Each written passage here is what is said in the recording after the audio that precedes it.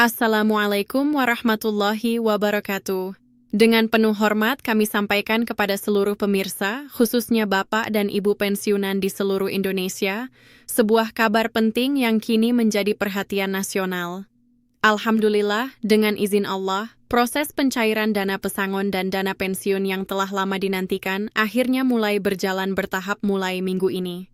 Informasi ini bersumber dari koordinasi resmi antara pemerintah, Taspen, perbankan mitra, dan berbagai instansi terkait.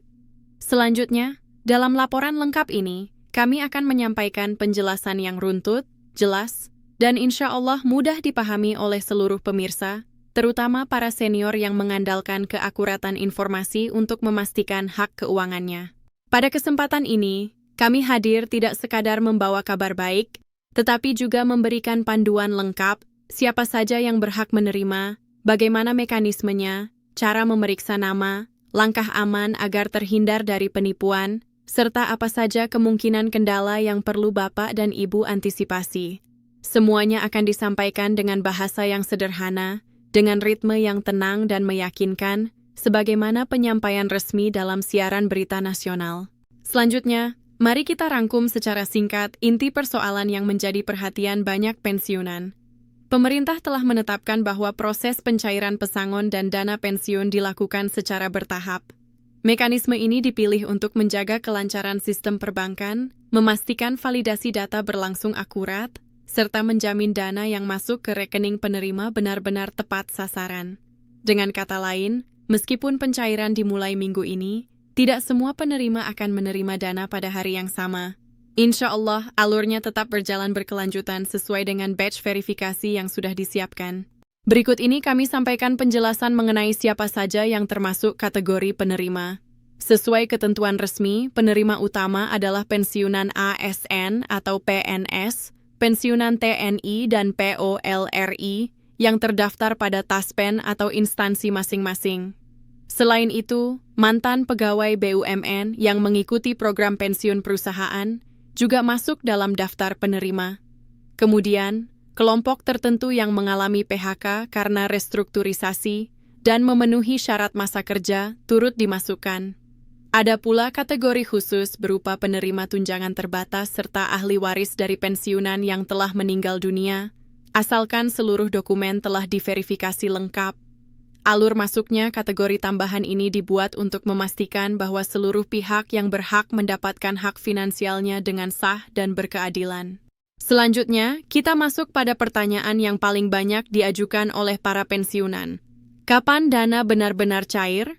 Pemerintah menjelaskan bahwa pencairan dimulai minggu ini dan dilaksanakan dalam batch, dimulai dari kelompok prioritas. Kelompok prioritas tersebut meliputi pensiunan berusia di atas 75 tahun, penerima dengan saldo berhak dalam jumlah sangat kecil, serta ahli waris yang dokumen verifikasinya telah dinyatakan lengkap. Setelah batch awal selesai, pencairan akan dilanjutkan secara bertahap kepada kelompok-kelompok lain.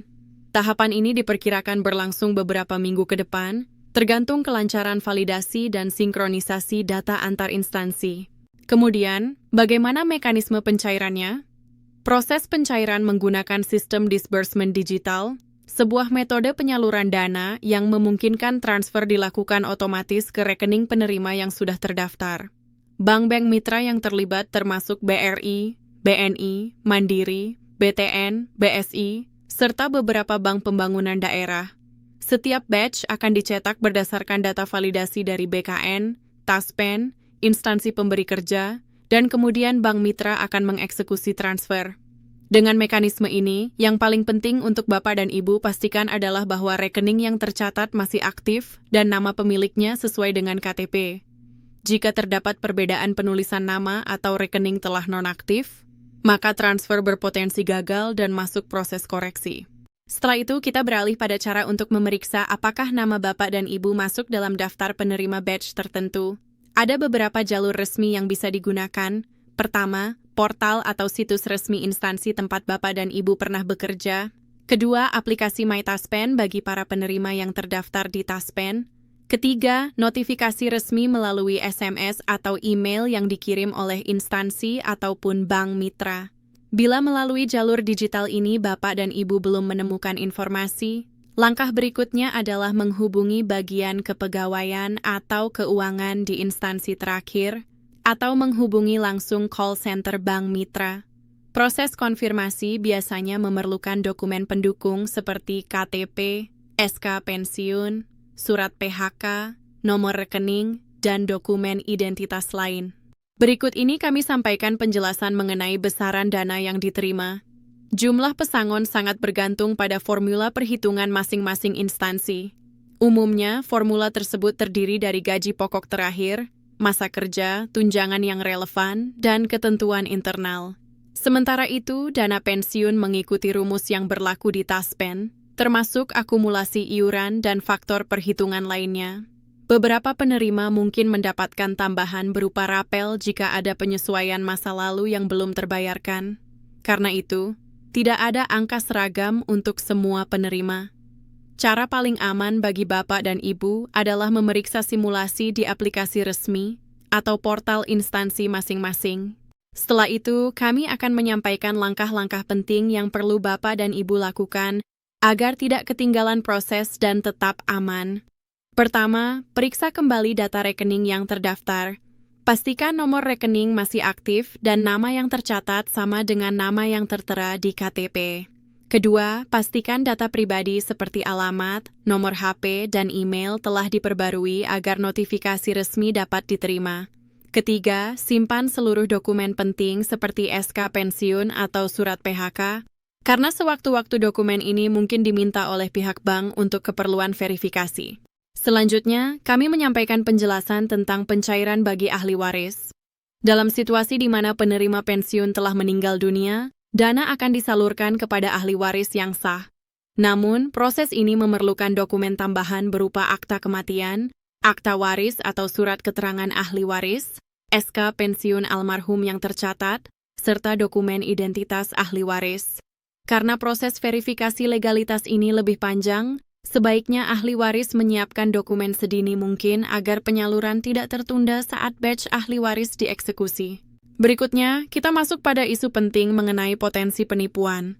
Kami mengimbau seluruh pensiunan untuk berhati-hati terhadap pesan atau telepon yang mengatasnamakan instansi resmi dan meminta data pribadi, OTP, atau biaya administrasi.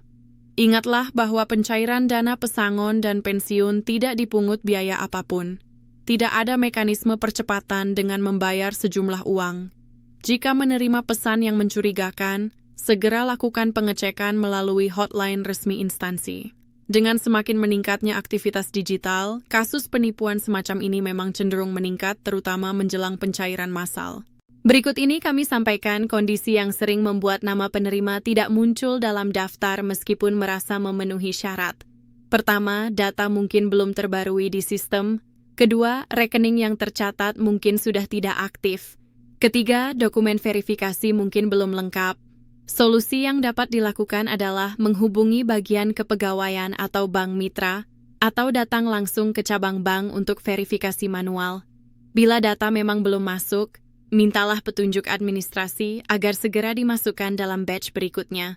Kemudian, mengenai penggunaan dana setelah diterima, kami mengimbau Bapak dan Ibu untuk menggunakan dana dengan bijak.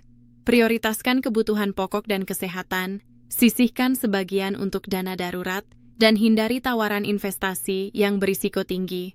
Banyak penawaran cepat kaya yang bermunculan menjelang masa pencairan dana besar. Jika membutuhkan edukasi keuangan, Bank Mitra dan Taspen menyediakan layanan konsultasi bagi pensiunan. Dari sisi ekonomi makro, penyaluran dana pesangon dan pensiun akan meningkatkan perputaran uang di masyarakat.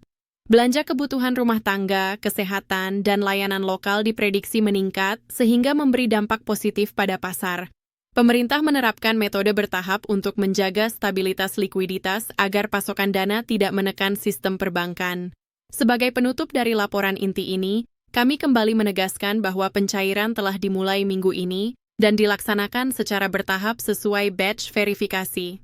Periksa data rekening dan identitas Bapak dan Ibu sekarang juga, tetap waspada terhadap penipuan, dan gunakan dana dengan bijak.